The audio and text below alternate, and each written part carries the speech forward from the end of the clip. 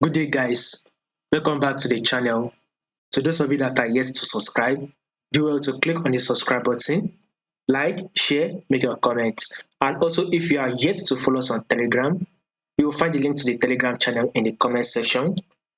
So follow us on Telegram so you stay updated on what's next we'll be expecting. So when you take a look at this GBPJPY, you will see that the trend is actually on an uptrend move.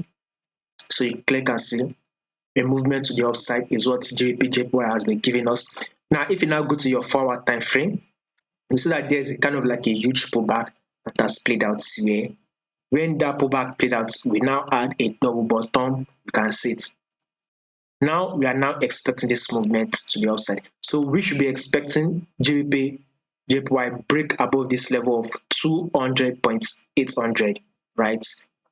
We are currently at 200.480 something. So we'll be expecting a continuous movement and break above it, meaning we should be expecting a new higher highs. So GBPJPY should actually give us a new higher highs, thereby taking out this previous higher highs.